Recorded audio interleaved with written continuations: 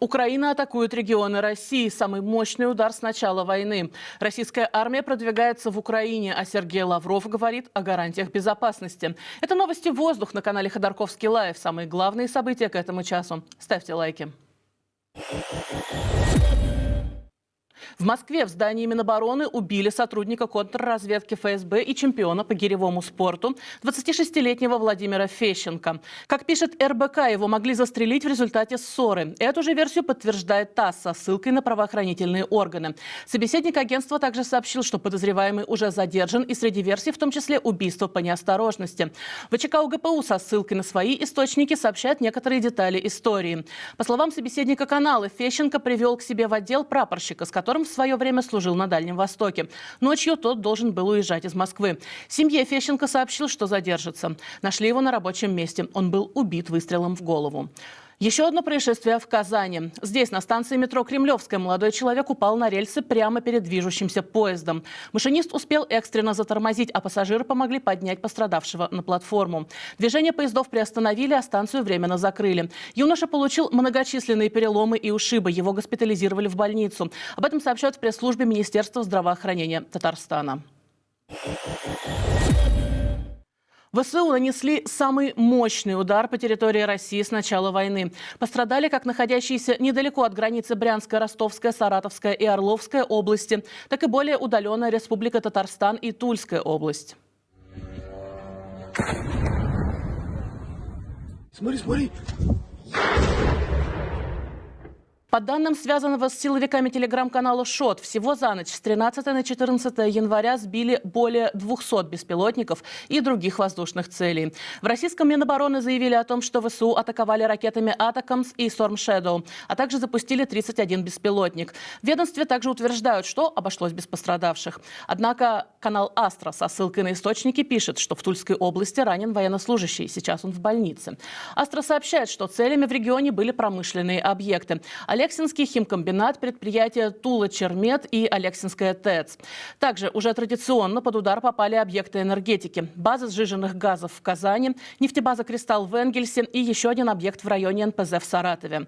Издание «Вечерняя Казань» уточнило, что в Казани атаковать пытались расположенный рядом завод «Казань-Оргсинтез», однако он не пострадал. В Брянской области атаковали химический завод. Здесь производят взрывчатку.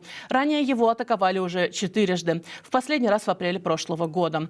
Утром же удары продолжились. В Казани местные жители публиковали кадры с дронами в небе и писали, что неподалеку находится авиационный завод имени Горбунова, который считается одним из крупнейших в России. Продолжаем тему войны. Минобороны сообщила о взятии сел Терны и Нескучное в Донецкой области Украины. Согласно сводке Минобороны, военнослужащие подразделения группировки войск «Запад» взяли село Терны, группировки войск «Восток» Нескучное. В воскресенье украинский канал Deep State зафиксировал продвижение россиян сразу примерно на километр на севере города Часов-Яр. На этом фоне министр иностранных дел Сергей Лавров в ходе пресс-конференции заявил, что Россия готова обсуждать гарантии безопасности Украины. Заявил, конечно же, в своем неповторимом стиле, с нотками хамства и высокомерия. Мы готовы обсуждать гарантии безопасности той же стране, которая сейчас называется Украина, или части этой страны, которая пока еще никак не самоопределилась, в отличие от Крыма, Донбасса и Новороссии. Впрочем, и условия, естественно, Лавров тоже диктует. И опять же, как всегда, весьма расплывчатые. Это ликвидация угроз на западных границах. Что конкретно режим подразумевает под этим, министр, впрочем, умолчал. Зато не преминул в очередной раз порассуждать о геополитике. Все по примеру Путина. Евразийский контекст, он будет доминирующим.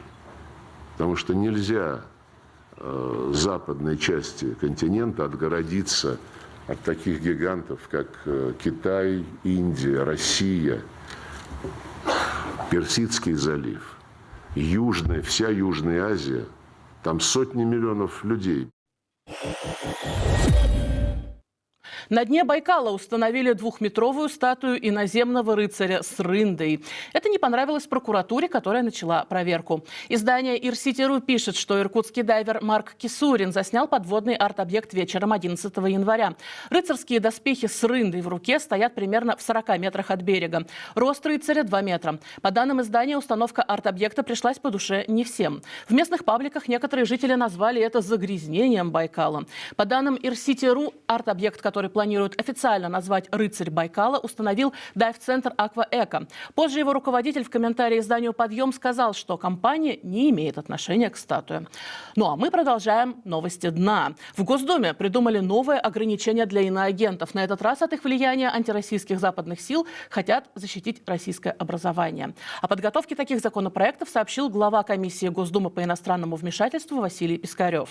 Мы сейчас подготовили очередной пакет по защите суверенитета нашей страны и касается противодействия деструктиву стороны иностранных агентов. Мы хотим защитить наши самые, можно сказать, чувствительные отрасли внутренней политики, как образование и педагогика, от влияния со стороны иностранных агентов полностью. Как именно предлагается защитить образование от деструктива и иноагентов, депутаты не уточняют. Дело в том, что иноагентам уже запрещено преподавать в госвузах, вести просветительскую деятельность для несовершеннолетних и создавать для них контент. Китай раздумывает над продажей американского подразделения TikTok структурам Илона Маска. Об этом пишет Bloomberg со ссылкой на источники. Китайские чиновники пытаются придумать, как обойти потенциальный запрет на работу соцсети в США. Весной 2024 года Джо Байден подписал закон, в соответствии с которым TikTok можно будет заблокировать на территории США, если приложение не будет продано к 19 января текущего года. Компания ByteDance, которой принадлежит TikTok, пытается оспорить этот закон в Верховном суде США. Добавим, что правительство США утверждает, что TikTok позволяет Пекину собирать данные и шпионить за пользователями и является каналом для распространения пропаганды. И это все новости, о которых я хотела рассказать вам к этому часу. Подписывайтесь на наш канал, если вы все еще смотрите нас на YouTube. Также подписывайтесь на наш Telegram-канал, если YouTube у вас не работает. Ссылку вы найдете в описании к этому видео, а также сейчас видите у себя на экране. Если же YouTube не работает, но вы все-таки хотите смотреть именно его, у нас в описании вы также найдете способы, как обходить блокировки. Ну а я прощаюсь с вами и всего хорошего.